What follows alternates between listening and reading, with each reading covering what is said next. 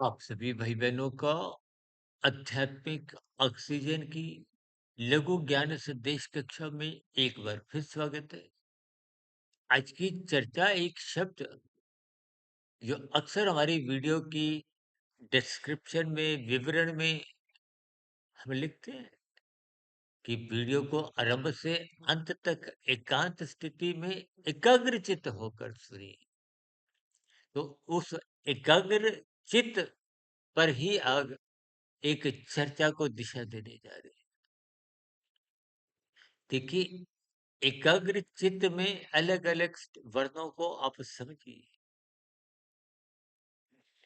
एक एकाग्र एक को आगे रखना, यानी कि एक विषय पर एकाग्र हो जाना। कहते हैं ना, कंसंट्रेशन रखो एक विषय पे, ध्यान से पढ़ो। बच्चे को कहा जाता है ना माता-पिता द्वारा। इसी तरह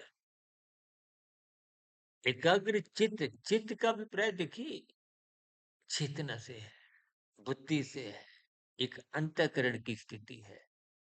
वैसे तो साधारण बोलचाल में मद बुद्धि अहंकार अंतःकरण की स्थितियां हैं। मन का ही एक सूक्ष्म स्थिति चित्त है।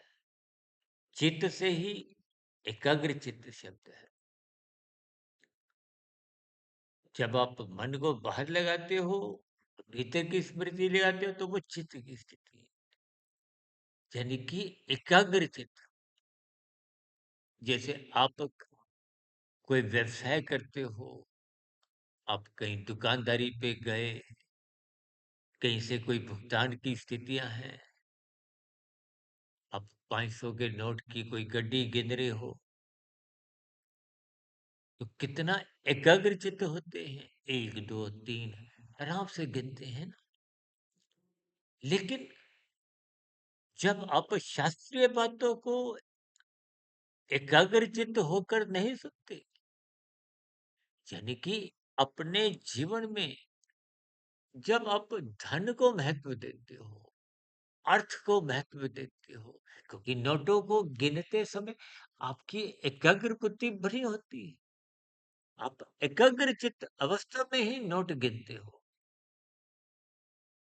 लेकिन धर्म की स्थितियां में आप उदासीन हो जाते हो। बस यही उदासीनता ही शास्त्र तो बार-बार कहते हैं, तमोगुण की निंदा करो, रजोगुण के प्रति उदासीन रहो, जिसमें आज आप और हम छलांगे लगाते हैं। 24/7 सातों दिन, चौबीसों घंटे चिंतन का है, विषय भोगों का। सत्संग करते हुए एकाग्र स्थिति क्यों नहीं बनती? क्योंकि विषयों का चिंतन इंद्रियों के स्तर तक ही रहता है।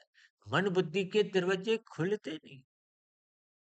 इन सभी स्थितियों को तर्क पूर्वक, ज्ञान पूर्वक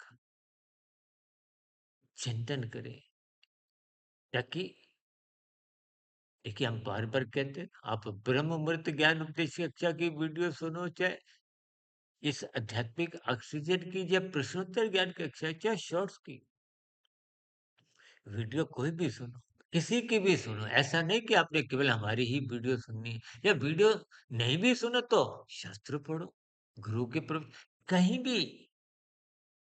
देखिए, प्रकाश की किरण आनी चाहिए, अंधकार तभी दूर होगा। वो माचिस की तीली से हो, मोमबत्ती से हो, दिए से हो, आपके हमारी मोबाइल की रोशनी से हो, किसी भी रूप में प्रकाश में कोई भेदभाव नहीं। शास्त्रों की बातें सबकी आप तर्क समझिए। जैसे भारत में 2 जमा 2 4 होता है, तो पाकिस्तान में 5 नहीं होता। अमेरिका में जाके 2 जमा 2 4 ही रहता है, वहां 6 नहीं बन जाता, 3 नहीं रह जाता।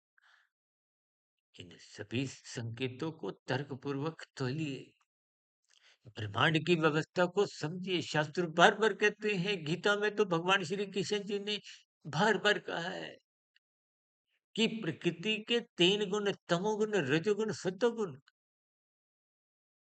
ये एक गुणतम ज्ञान है। समझिए, हमने आज तक 4500 वीडियो जो प्रसारित किए हैं, वो सब प्रत्यक्ष रूप से, अप्रत्यक्ष रूप से प्रकृति के 3 गुण, इन 3 गुणों से ही आपके मेरे 3 शरीर, स्थूल शरीर, सूक्ष्म शरीर, कारण शरीर, ये 84 लाख प्रकार की योनियां स्थूल शरीर की बदलती है। जब तक कारण शरीर बना रहता है, जब तक कारण रहेगा तो कार्य बार बार, कार्य जगत की स्थितियां को, जोनियों की स्थितियां को कर्मफल सिद्धांत के अनुसार मिलती है। आत्मा परमात्मा के नित्य संबंध को समझिए। आत्मा ज्ञान स्वरूप है, परमात्मा आनंद स्वरूप है। अपने ज्ञान को रजोगुण तमोगुण से ढकिए मत, कमजोर मत करिए। इसलिए धर्म को प्रथम स्थान पर रखिए। धर्म की बातों को एकाग्रचित होकर ही सुनिए। इन सभी स्थितियों पर आप भी एकाग्र होइए। चर्चा विशेष को यहीं विश्राम देते हैं। दिन में शॉर्ट्स की, शाम को सर्व कल्याण वृक्ष की प्रश्नोत्तर ज्ञान कक्षा, और कल सुबह ब्रह्म मुहूर्त ज्ञान उपदेश कक्षा में फिर नए विषय के साथ मुलाकात करेंगे। तक आप अपने आध्यात्मिक मित्र सुधीर भाटिया फकीर को इजाजत दें। वीडियो संबंधित आपके प्रश्नों का, आपकी प्रतिक्रियाओं का नीचे कमेंट्स बॉक्स पर स्वागत है। चर्चा विशेष को सुनने के लिए बहुत बहुत धन्यवाद। नमस्कार।